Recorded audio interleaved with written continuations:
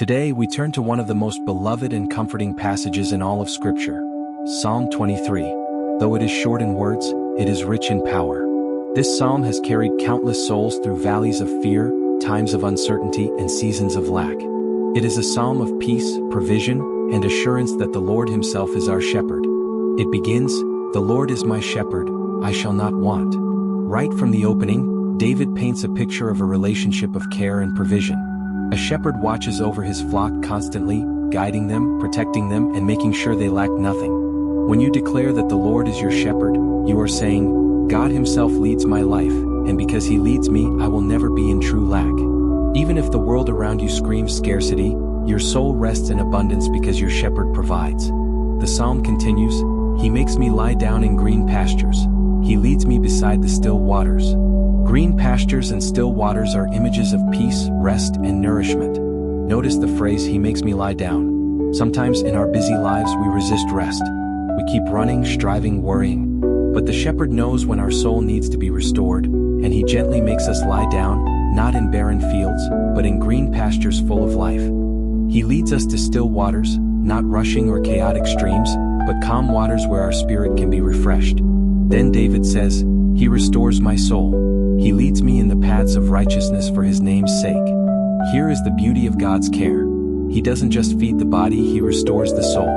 He heals the broken places within us, wipes away the fatigue, the anxiety, the wounds of yesterday. And then He guides us, not down paths of destruction, but down paths of righteousness. Not because we are perfect, but for His name's sake. His reputation as a faithful shepherd is on the line, and He never fails His flock. Then comes one of the most famous verses, "Yea, though I walk through the valley of the shadow of death, I will fear no evil, for You are with me, Your rod and Your staff, they comfort me." Notice that the psalm does not say if I walk through the valley, but though I walk through it. Valleys are part of life. Shadows of death, moments of darkness, times when the path feels uncertain. But here is the promise, you do not walk alone. The shepherd is with you. His rod protects you from the enemy, and His staff pulls you back when you wander. His presence brings comfort, even in the darkest valley. Then the psalm shifts to a new image. "You prepare a table before me in the presence of my enemies. You anoint my head with oil, my cup runs over." Imagine this.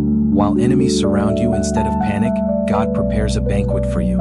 Right there, in the face of opposition, He provides abundance. He anoints your head with oil, symbolizing favor, healing, and divine appointment. And your cup, it does not just get filled, it overflows.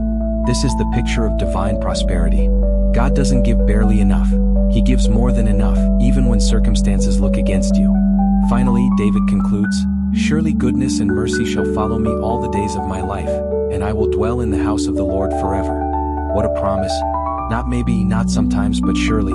Goodness and mercy will pursue you, not just visit you occasionally, but follow you, chase after you, every single day of your life. And beyond this life, the promise continues, "I will dwell in the house of the Lord forever."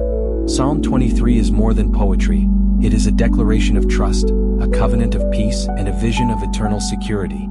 When you pray Psalm 23, don't just read it, enter into it. Picture yourself walking with the shepherd, resting in green pastures, drinking from still waters, sitting at His overflowing table, and finally dwelling in His eternal house. So today, let this psalm be your song of peace.